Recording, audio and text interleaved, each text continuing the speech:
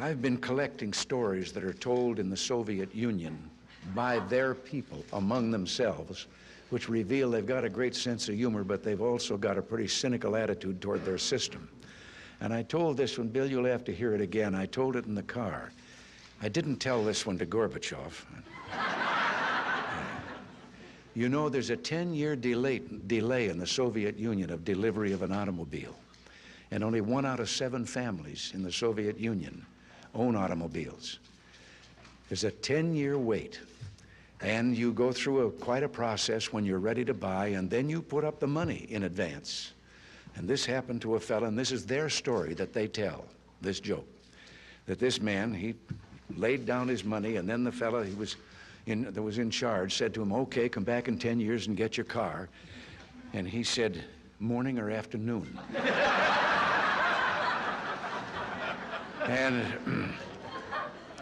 And the fellow behind the counter said, well, 10 years from now, what difference does it make?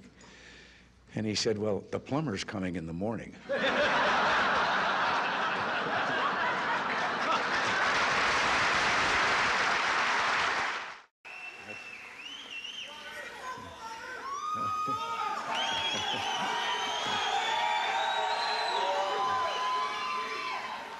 I just want to, oh, I can't resist.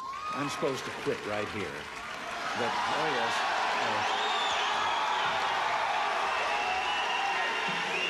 But in view of the fast things that I just said, I don't know whether you know it or not, but I have a new hobby. I am collecting stories that I can actually prove are told among the Russian people. They make them up themselves, they tell them between themselves, reveals they got a great sense of humor, and they've also got a little cynical attitude about things in their country. And one of these stories, the one I'm going to tell you, I told to General Secretary Gorbachev, and he laughed.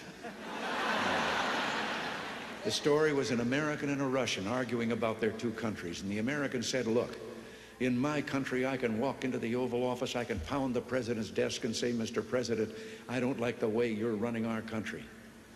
And the Russian said, I can do that. The American said, you can? He says, yes. I can go into the Kremlin, to the General Secretary's office, pound his desk and say, Mr. General Secretary, I don't like the way President Reagan's running his country.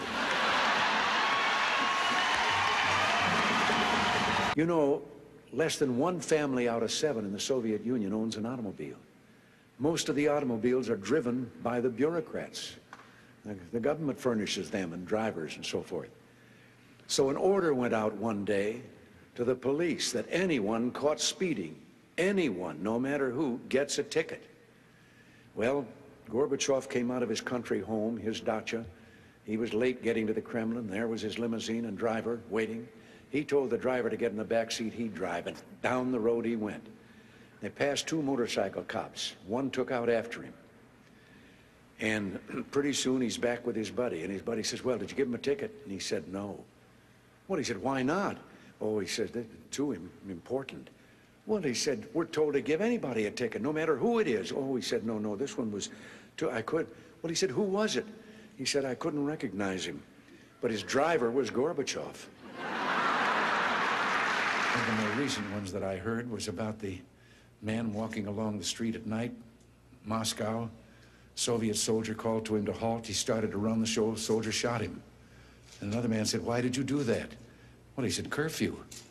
Well, he said, it isn't curfew yet. He said, I know. He's a friend of mine. I know where he lives. He couldn't have made it. I heard one about a fellow who went to the KGB to report that he lost his parrot. The KGB asked him why he was bothering them. Why didn't he just report it to the local police? Well, he answered, I just want you to know that I don't agree with a thing my parrot has to say. Which makes me think of a story. Everything makes me think of a story. About 3 dogs, an American dog and a Polish dog and a Russian dog. They were all having a visit, and the American dog was telling them about how things were in this country. He said, you know, you bark, and you bark long enough, and then somebody comes along and gives you some meat. And the Polish dog said, what's meat? The Russian dog says, what's bark?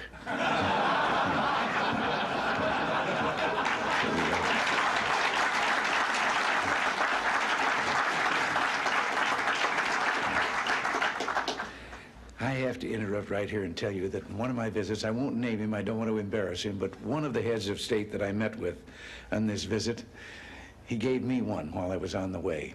Told me the story about the two fellows in the Soviet Union that were walking down the street, and the one of them says, "Have we really achieved full communism? Is this it? Is this now full communism?" And the other one said, "Oh, hell no, things are going to get a lot worse."